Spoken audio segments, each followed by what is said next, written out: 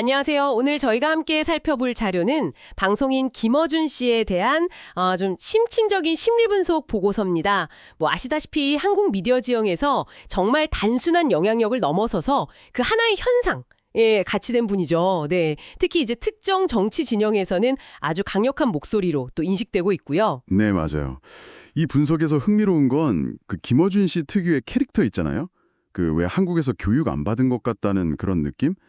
이게 그냥 개성이 아니라 어쩌면 굉장히 치밀하게 만들어진 심리적 페르소나일 수 있다. 이 점을 주목하더라고요. 페르소나요? 네. 특히 그 홍익대 나오고 포스코 다녔던 어떻게 보면 전형적인 엘리트 코스잖아요. 근데 그런 사람이 어떻게 기성체제에 저항하는 아이콘이 됐을까? 보고서는 바로 그 역설에 좀 집중하는 것 같습니다. 하긴 그 배경하고 지금 이미지가 상당히 다르긴 하네요.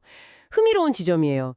그럼 이 분석은 그의 성공이 그냥 시대를 잘 만나서가 아니라 그 한국 사회의 어떤 정치적인 양극화나 주류에 대한 불신 이런 배경 위에서 본인이 적극적으로 자신만의 공간, 그러니까 기성체제에 맞서는 일종의 대항적 공론장을 만들었기 때문이다. 이렇게 본다는 거군요. 네, 정확합니다.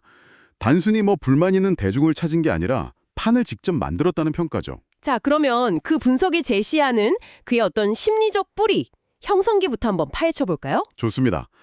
보고서는 그의 성격 형성에 영향을 준 배경으로 좀 방임주의적이라고 할 만한 가정환경, 그리고 청소년기 경험을 꼽아요. 예를 들면 고등학교 때 흡연 문제로 부모님이랑 막 부딪혔는데 결국엔 허락을 받아냈다는 얘기가 나와요. 아, 그런 일화가 있었군요. 네, 분석에 따르면 이 경험이 그에게는 규칙이라는 게 협상할 수 있는 거구나. 그리고 개인의 의지가 관습보다 강할 수 있구나. 이런 생각을 심어줬을 수 있다는 거죠. 그래서 그 안정적인 직장, 포스코를 그만두고 딴지일보를 창간한 것도 이런 맥락에서 볼 수 있지 않겠냐는 거예요.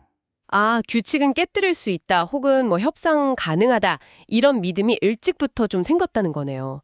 그 외에 또 다른 결정적인 경험도 있다고 하던데요. 네, 그것도 상당히 흥미로운데 미국에서 살다가 한국 중학교로 전학을 왔는데 오자마자 갑자기 전교 1등을 한 거예요. 그러면서 별명이 테리우스였다고. 테리우스요. 전교 1등의 테리우스. 네, 보고서는 이 경험이 그에게 어떤 외부자이면서 동시에 시스템 내부자들을 쉽게 이길 수 있다는 그런 독특한 외부자, 내부자 정체성, 그리고 약간의 지적 우월감, 이런 걸 심어줬다고 분석을 해요. 외부자인데 내부자보다 잘한다. 그렇죠. 시스템 안에 있긴 한데 거기에 완전히 소속된 건 아니라는 느낌. 이게 나중에 보면 딴지일보나 뉴스공장처럼 그러니까 기존 분야의 룰을 완전히 파악한 다음에 그걸 파괴하거나 막 재정의하는 그런 행동 패턴의 어떤 원형이 됐을 수 있다. 이렇게 보는 거죠. 와, 정말 외부자이면서 내부 규칙을 다 꿰뚫어보고 그걸 역이용하는 약간 전략가 같은 모습이네요. 그럼 이런 성향을 심리학적으로는 어떻게 좀 설명을 하나요? 이 보고서는 그를 MBTI 성격 유형 중에서 ENTP, 그러니까 외향형, 직관형, 사고형, 인식형으로 분석합니다. 아, ENTP. 네. ENTP의 핵심 특징 중 하나가 기존의 틀, 규칙 이런 거에 막 도전하고 새로운 가능성을 계속 찾는 거거든요. 딴지일보 처음 만들 때 보여줬던 그 파격적인 형식 있잖아요. 비속어를 쓴다거나 엽기적인 합성을 한다거나 성역 없는 풍자 같은 거. 이게 기존 저널리즘의 관행을 의도적으로 깨부수려는 ENTP 성향하고 딱 맞아떨어진다고 보는 거죠. 그렇군요.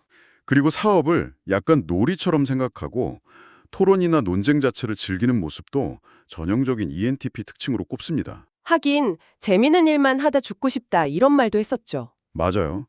그런 태도들이 다 연결된다는 분석입니다. 성격 유형 분석까지 나오니 더 흥미로운데요.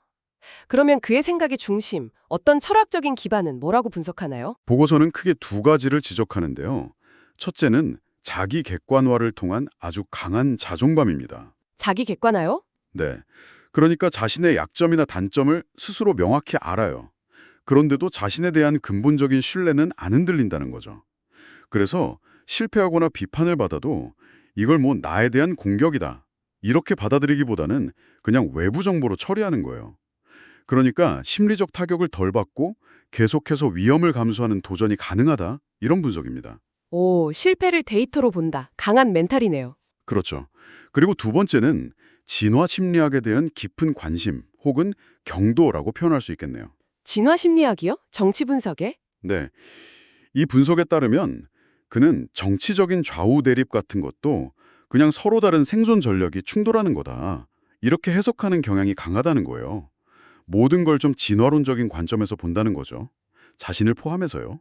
와... 이런 관점은 자신의 입장을 좀 더 보편적이고 뭐랄까 과학적인 진실처럼 보이게 만드는 효과가 있고요.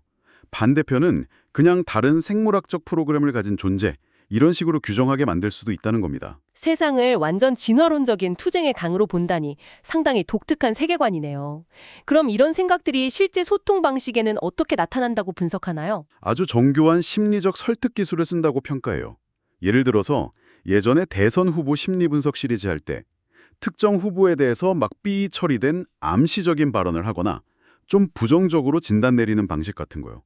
이게 고전적인 선전 기법하고도 유사하고 법적인 문제의 경계를 아슬아슬하게 넘나드는 노련함도 보여준다. 이렇게 지적합니다. 아, 그 삐처리 기억나네요. 그리고 또 하나는 우리 대 그들이라는 구도를 아주 선명하게 사용한다는 점이에요. 청취자들한테 우리는 진짜 정보를 아는 우리 편이다. 이런 강한 소속감, 정체성을 부여하는 거죠. 부족주의 같은 거군요. 네, 그렇죠. 그렇게 우리 부족이라는 느낌을 강화시키면 다른 논란거리, 예를 들어 페미니즘 관련 발언 논란 같은 게 생겨도 그 이슈 자체보다 우리 부족에 대한 충성심이 더 중요해지는 그런 효과가 있다는 거예요. 로버트 치알디니가 말한 설득의 원칙들 있잖아요. 권위, 사회적 증거, 호감 같은 거. 이런 걸 본능적으로든 의식적으로든 잘 활용하는 사례로 보는 거죠. 와, 들어보니까 김어준이라는 인물이 그냥 즉흥적인 반항하라기보다는 말씀하신 대로 성격적 기질, 또 독특한 성장 배경, 그리고 진화 심리학 같은 어떤 신념 체계에다가 치밀한 설득 전략까지 이게 다 결합된 굉장히 일관된 심리적 결과물이다. 이런 이야기네요. 특히 그 제도적 불신의 시대에 최적화된 인물이라는 평가가 참 기억에 남습니다. 네, 맞습니다. 분석의 결론은 그거예요.